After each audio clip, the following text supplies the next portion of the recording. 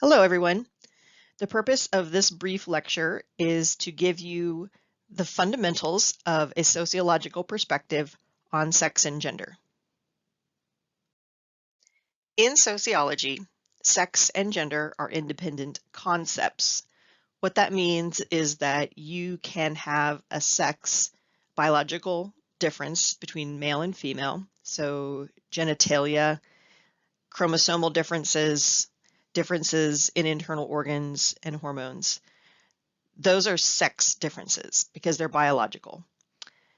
But you can actually have a biological sex that doesn't align with your gender because gender refers to the culturally and socially constructed differences between females and males. So gender would include social, cultural, and psychological traits associated with being male and female. And for that reason, gender is learned. It is not innate. So in terms of nature versus nurture, sex is nature, but gender is nurture. One of the reasons why sociologists would argue we know that gender is nurture or learned is because it varies over time and place. So sociologists also talk about roles. So a status is a social position. That's the term that sociologists use to describe social position. So firefighter is a social position. Mother is a social position. Son is a social position. But along with those positions, we also have roles. So the role is the dynamic or behavior part of a status. So then when we think about a gender role, what we're talking about are the expected attitudes and behaviors that society associates with each sex. And again, these have varied across time and place, so they can change across cultures. Some examples in American culture are that boys don't cry, girls don't fight, men are expected to be breadwinners, and women are expected to be homemakers. Even in today's dual earner relationships, we still generally, as a society, expect the man to be the primary breadwinner and the woman to be the primary homemaker. So some gender stereotypes that we typically associate with men include strength, rationality, dominance, independence, and not being as concerned with their physical appearance. Whereas women, the gender stereotype is still that they may be weak, emotional, nurturing, dependent, and more anxious or concerned about their physical appearance. Again, because sociology considers sex and gender to be independent concepts, a lot of what we call in casual conversation sex differences are actually socially constructed gender differences. Gender is embedded in images, ideas, and language of a society. Gender is also one of the traits or characteristics that we use to divide people into groups and assign work, allocate resources, and distribute power. So with all of that in mind then, we know that socialization is a social process by which we learn the roles and expectations and norms and values and ideals of our society. Gender socialization then is the social process. Social is a key word there. It absolutely requires interaction with other people. But it's a social process by which we learn the gender roles, and gender expectations of our culture. So, what are the main agents of socialization that are involved in teaching gender? Well, the family is generally considered to be the primary source of gender socialization. We obviously generally have contact with family very early, right away in our lives. And because relationships with family tend to begin very early, be very long lasting and have strong emotional attachments and emotional components to them. They're a very powerful source of not just gender socialization, but all types of socialization. Gender socialization within the family starts even before birth. So we know that when kids are preschool age, usually 2 or 3, that's when they're beginning to classify things as this or that. One of these things is not like the other, as the Sesame Street song goes. And they're noticing and establishing patterns, and then they're picking out things that don't fit the pattern. So that's the age at which children generally begin to identify, in American society, these two binary categories of gender. It's really, really important to note that not all societies now or in the history of humanity have had a binary view of gender. But that is the way that we have typically viewed gender in American society. So how does the family teach gender, and what does the family teach? Well, again, before birth, for families that have learned via sonogram, whether they're having a boy or a girl, and boy or girl would refer to sex. So when you talk about a gender reveal party, that, again, based on the sociological terms, would be an incorrect term. It's actually a sex reveal party, because you can't know the learned part of gender. You can't know whether somebody is going to be masculine or feminine before they're born. All you know is whether they have girl parts or boy parts. So gender reveals are baloney. That's a sex reveal. But anyway, before birth, based on whether or not they're having a boy or a girl, parents and extended family and maybe even friends are picking names, purchasing baby gear, decorating a room for a baby, buying clothes, etc. And typically, most of those things are gendered. For children, parents will often assign chores by gender. Little boys are a lot more likely to be asked to help daddy outside, whereas little girls are more likely to be asked to help mommy in the kitchen or help mommy with the laundry. And then family also teaches gender through role modeling, because even, as I said, even though American society is a little bit more egalitarian in terms of gender now than it once was, we know that women still spend more time engaged in homemaking and parenting duties. And children are often going to model their behavior after what they see their parents doing, over how their parents divide the household labor. Another key way that families teach gender is through toys. So for pretend play, we often have boys encouraged to pretend that they're filling more active roles, whereas girls are encouraged to pretend that they are in these more domestic roles. And then we also have play toys. And you can see the difference here. Either, you're looking at basically two action figures, but one is, combat oriented, and the other is more beauty or appearance oriented. In general, girls' toys tend to encourage domesticity, and boys' toys tend to encourage self-reliance and problem solving. And this is something that you're going to be looking at in your gender socialization project.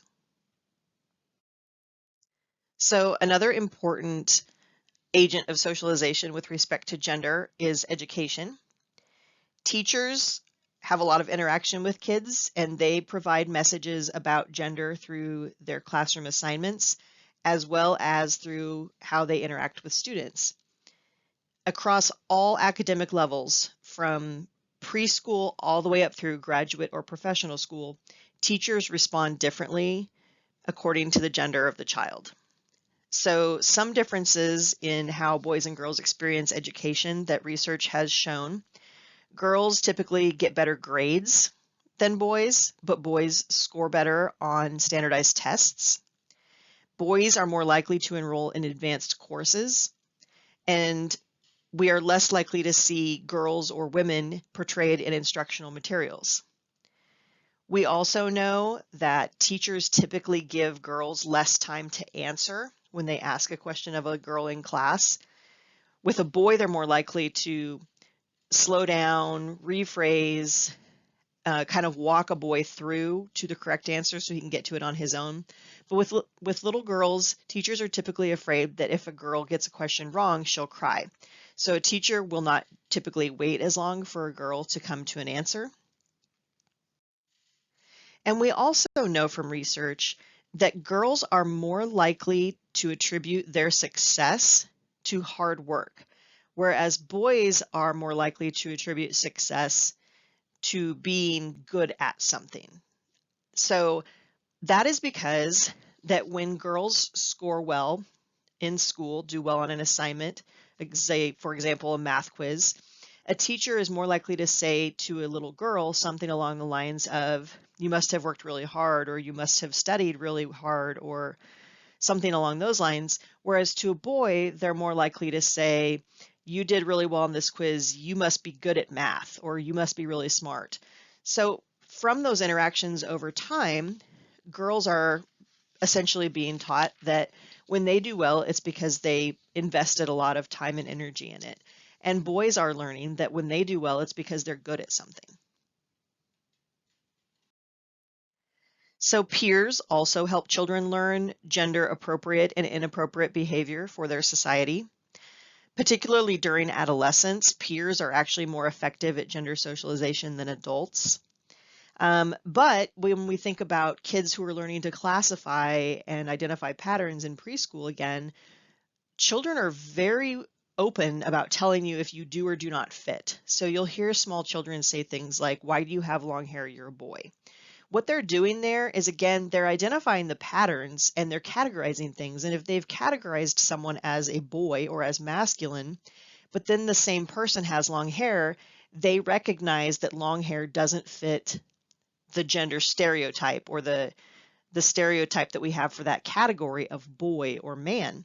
And so they're questioning that.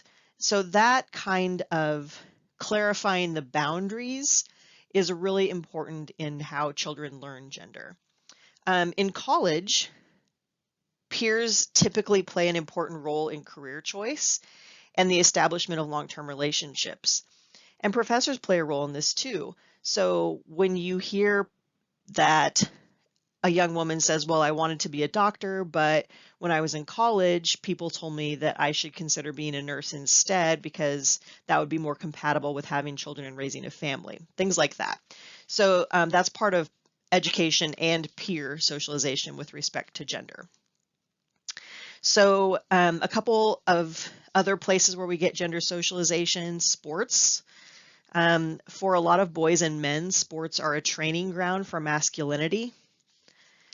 And then also the media. The media typically conform to gender stereotypes in how characters are presented based on whether they're male or female or masculine or feminine. But one other thing I want to show you, because this will give you some good practice in looking at the gender messages that are being encoded and portrayed in packaging and advertisements and things like that, which is what you'll be doing for the gender socialization project.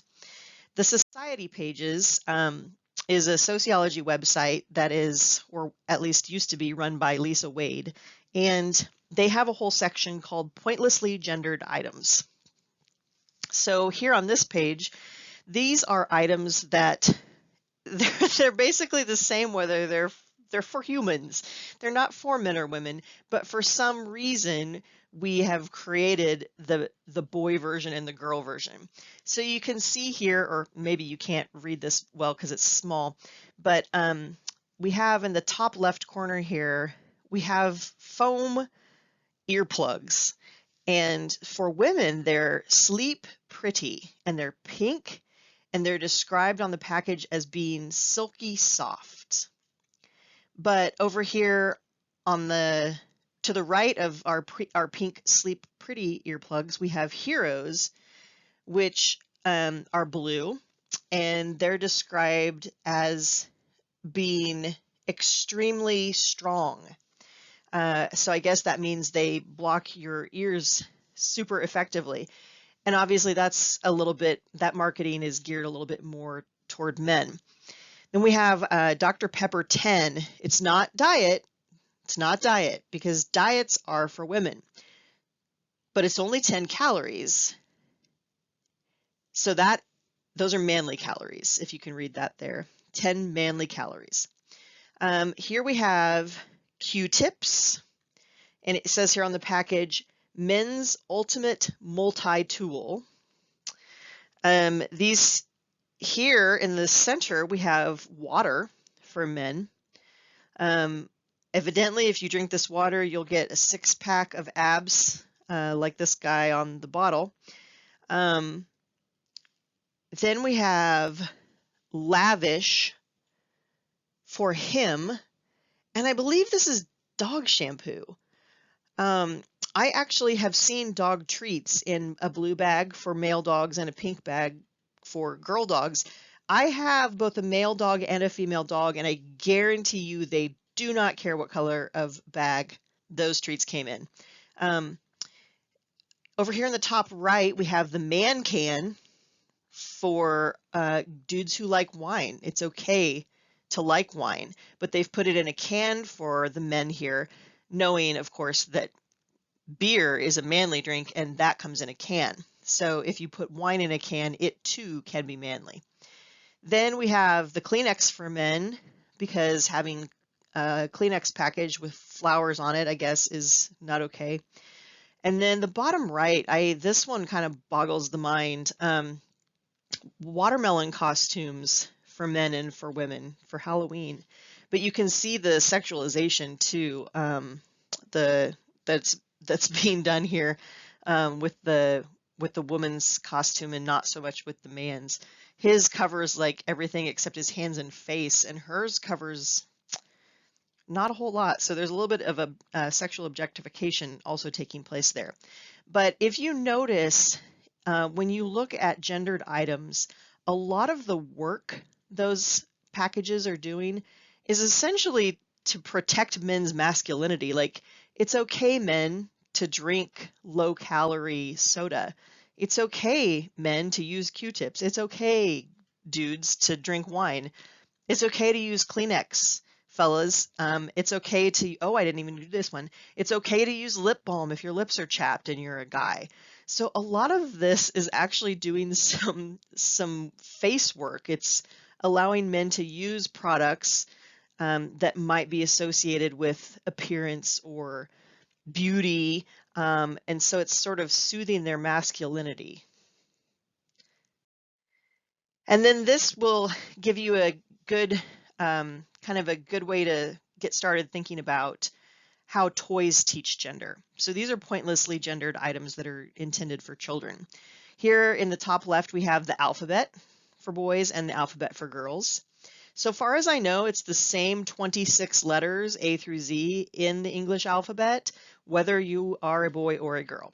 But obviously, you need your blue boy-oriented version and your pink girl-oriented version. We have crayons, the same. Oh no, not the same colors even. But if you are a little princess, you need different crayons than if you're a boy and you like trucks. Next to the crayons, we have a little baby brush and comb set. In the middle are the gender neutral nail clippers. But we have the white and gray or blue for little boys, I guess. Those are $4 at Target. And then over here, on the other side of the nail trimmers, for $4.50 is the set for girls at Target. And I've actually seen that as well, where there was a pink teddy bear and a blue teddy bear, and the teddy bears were exactly the same except for the price and the color. And I'm not sure what that's about, the price difference. Doctor sets for girls and doctor set for boys.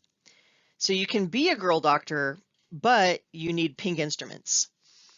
Kind of just to the right of the center on top, this one bothers me because I grew up playing with Lego, and When I was a kid, Lego were legitimately gender neutral, but now they make a girl version of Lego that my daughter actually has called Lego Friends.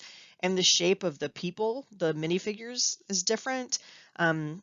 It's very heavily geared toward um, socio-emotional learning and maintaining relationships, and lots of animals, caretaking, nurturing kinds of roles. So here we have the Lego Duplo site, and it says, find the perfect Lego Duplo set for your child. First things first, is this gift for a boy or a girl? So it doesn't ask you anything about the individual child, what they're interested in or what they like or anything like that. The most important thing to know is whether it's for a boy or a girl. Then to the right of that, the computer, we have the Barbie computer for girls and the Hot Wheels computer for boys. Again, a computer could just be a computer, and it could be one color and exactly the same. And that's why these are pointlessly gendered, because there's really no reason why we need a different version based on sex or gender. Here on the bottom right, we have special tape. Notice the tape itself is clear, but it's just for girls, and so the dispenser is pink. And the packaging is pink too. We have this cardboard backing that's pink. This is the one that really bothers me, though, the picture of the books. This is actually a whole series of books, and every book talks about a different career choice that is stereotypically more of a masculine choice, and they all say you can be a woman name of career. You can be a woman engineer. You can be a woman firefighter. You can be a woman fill in the blank. And what bothers me about that is that we have to specify. If you're a woman and an engineer, why do you have to be a woman engineer? Why aren't you just an engineer? So it's that it's the addition of that woman that's troubling. And I think I'm just going to throw in one last example for you here, and then I'll end because it's getting longer than I planned, which happens to me a lot. But there was an interview of Hillary Clinton. This was back when she was in the Senate. I think it was before her presidential run. And I think it was even before when she ran in the Democratic primaries against Barack Obama. But she was interviewed, and they kept calling her Mrs. Clinton, and she objected to it. And then she was shredded in the media for, not wanting to be called Mrs., as though she was objecting to the use of her marital title. But I don't think that's what she was objecting to. I think she was objecting to the fact that if you were a male senator, they would call you senator. We don't distinguish in our honorifics. There's a distinction between Miss unmarried and Mrs. married. But with men, you're just Mr. We don't need to know your marital status. So those are just a few things to keep in mind with respect to gender. That should give you the terminology that you need in order to be able to do the gender socialization project. And as I said, this last slide will hopefully get you thinking about the kinds of differences you might observe when you start looking at advertisements and packaging for toys.